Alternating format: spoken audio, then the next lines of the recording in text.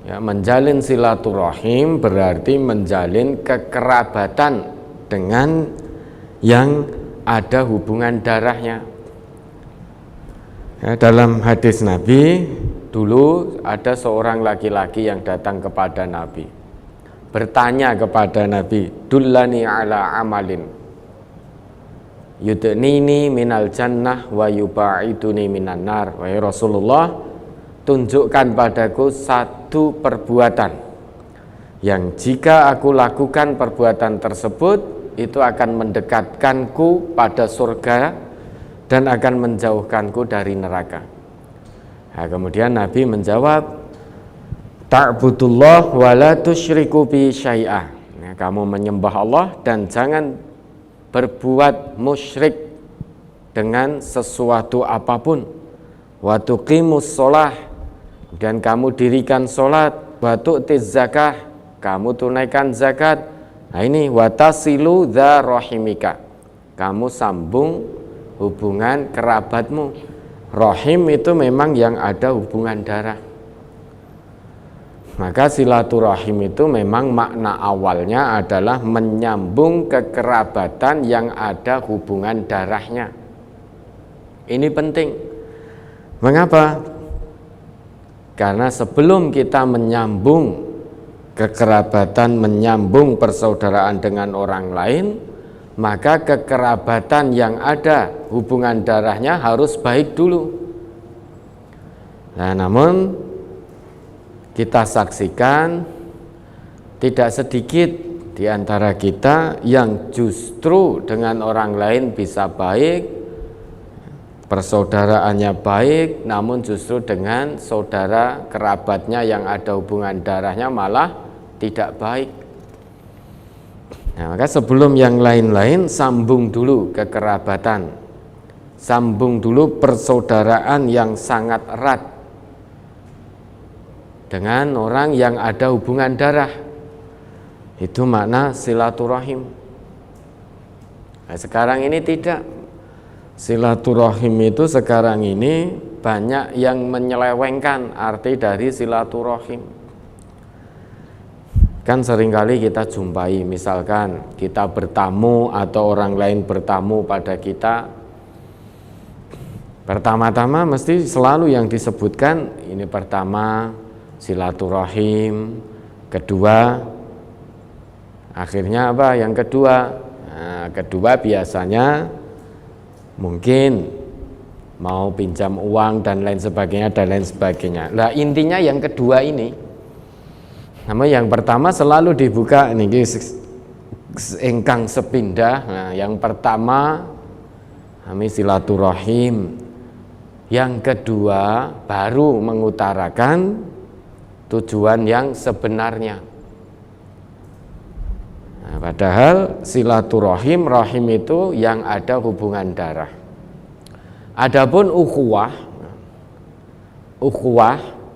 ataupun ikhwah ataupun akhun ataupun kata-kata turunannya, itu kalau kita mau memperhatikan, mau mempelajari kata akhun, ukhtun, ukhuwah, ikhwah, itu sebetulnya tidak pernah digunakan oleh Al-Quran maupun hadis Nabi kecuali untuk menunjuk pada makna hubungan persaudaraan yang sangat erat, yang hakikatnya bersumber dari satu bapak. Maka kata Allah, innamal mu'minuna ikhwah. Jadi kewajiban sesama mukmin itu hanya bersaudara. Meskipun tidak senasab, meskipun tidak ada hubungan darah, namun kalau kita mengaku sebagai seorang mukmin, kewajiban kita menurut Allah bersaudara satu dengan yang lain. Meski secara biologis bapak kita berbeda-beda, namun secara akidah, secara agama bapak kita sama. Maka Quran hadis selalu menyebut kata akhun dan turunannya menunjuk pada makna persaudaraan yang bersumber dari satu bapak yang sama. Maka menjadi aneh. Ini saudara sebapak, saudara satu ayah kok malah bercerai-berai karena sesuatu hal. Akan menjadi aneh lagi, punya hubungan nasab, punya hubungan darah, sama satu akidah, sama-sama mukmin, kok bercerai-berai karena satu hal. Maka ini menjadi aneh.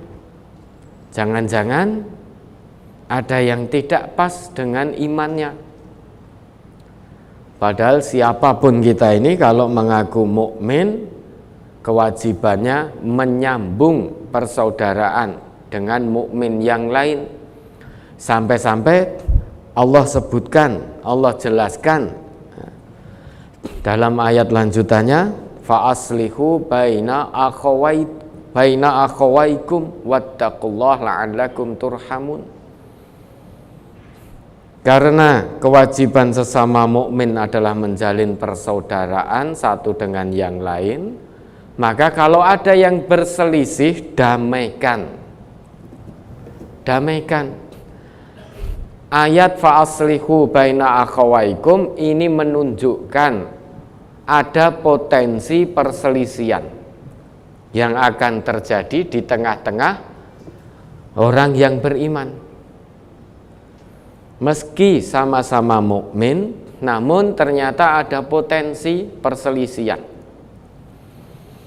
Maka kalau itu terjadi, fa aslihu baina akhawaikum, jadilah pihak ketiga untuk mendamaikan saudara yang sedang berselisih.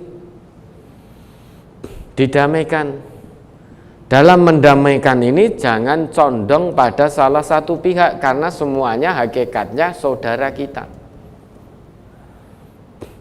Jangan karena hubungan kedekatan rekae mau mendamaikan, namun sudah condong dulu pada satu pihak karena hubungan kedekatan. Nah, pihak yang lain karena tidak dekat maka tidak condong. Nah, misalkan mukmin yang sedang berselisih ini satunya anak kita. Ketika punya masalah dengan orang lain sesama mukmin, biasanya condong, dibela dulu. Setelah ditelusuri tenan, ternyata anaknya atau yang dekat dengannya ternyata dari sisi syariat, dari sisi nidom ternyata salah. Ya, meskipun sudah tahu salah tetap dibenar-benar ke. Maka wattaqullah, dalam mendamaikan itu takutlah kamu sekalian kepada Allah. Mendamaikan mukmin yang berselisih itu jangan tebang pilih, harus ada keadilan. Sekalipun itu anak kita atau orang yang dekat dengan kita, kalau memang salah katakan salah, diluruskan. Jangan dibenar-benarkan. Nawang salah itu kewajiban kita meluruskan, bukan untuk membenar-benarkan yang salah. Lah sekalipun orang yang berselisih tadi dengan anak kita itu tidak dekat dengan kita, namun kalau dia benar, ya tetap kita katakan benar. Yang benar jangan disalah-salahkan. Sehingga dengan begitu bisa tegak, keadilan bisa tegak, persaudaraan sesama mukmin tidak akan tercerai-berai. Karena semuanya berlandaskan ketakwaan kepada Allah. Yang berselisih ketika didamaikan juga mau taslim. Meski yang mendamaikan orang dekatnya, kalau ternyata diputuskan bahwa dia bersalah, ya dia taslim, rujuk semuanya pada Quran dan Sunnah. Itulah ciri orang yang beriman. Karena tidak mungkin persaudaraan satu bapak kok sampai berselisih sekian lama. Padahal sesama mukmin sudah mengetahui tidak halal sesama mukmin, sesama muslim itu saling menghajar saling mendiamkan satu dengan yang lain lebih dari 3 malam. Ya, Nabi kita bersabda, la yahillu li muslimin ayyahjura akhahu fauqa salasi layalin. Tidak halal bagi setiap muslim kok meninggalkan saudara muslim lainnya lebih dari 3 malam, artinya neng-nengan, punya masalah pribadi, sama-sama muslim, sama mukmin, karena terlalu mengikuti egonya, tidak mau membuang egonya, masing-masing bertahan dengan egonya sendiri-sendiri. Yang seharusnya persaudaraan sesama mukmin itu kalau ada perselisihan bisa segera diselesaikan dengan merujuk pada Quran dan Sunnah. Namun ini tidak selesai-selesai, bahkan lebih dari 3 malam.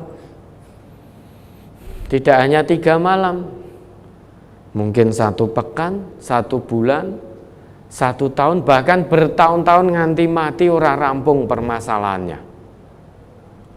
Kenapa kok tidak bisa selesai? Ya karena cara penyelesaiannya tidak dicarikan solusinya dari Quran dan Sunnah.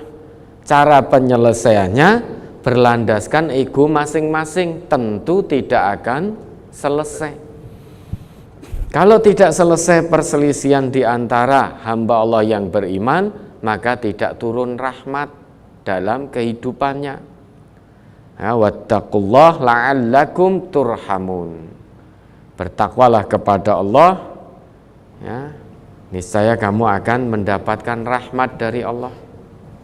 Maka untuk mendapatkan rahmat dari Allah dalam kehidupan ini, kita sebagai mukmin harus saling bersaudara, menjaga ukhuwah Islamiyah. Selama ini sudah seringkali kata ukhuwah Islamiyah itu sangat familiar di telinga kita. Maka mari kita tanyakan pada nurani kita, apakah kata ini hanya bisa terucap di lisan namun tidak bisa kita amalkan atau bagaimana? Kalau ternyata tidak bisa kita amalkan, maka jangan harap turun rahmat dari Allah. Masa sesama mukmin kok punya masalah, ada ghil nggak selesai-selesai, hanya gara-gara mengikuti egonya masing-masing. Naudzubillah, jangan sampai itu terjadi. Karena biar bagaimanapun ukhuwah Islamiyah, kata ukhuwah, akhun, ikhwah itu merujuk pada persaudaraan yang bersumber dari satu bapak. Maka persaudaraan yang sumbernya dari satu bapak yang sama harus erat, tidak boleh tercerai-berai. Maka betul yang namanya silaturahim itu adalah menyambung persaudaraan dengan yang ada hubungan darah, menyambung kekerabatan. Kemudian ukhuwah itu menyambung persaudaraan dengan mukmin atau muslim lainnya.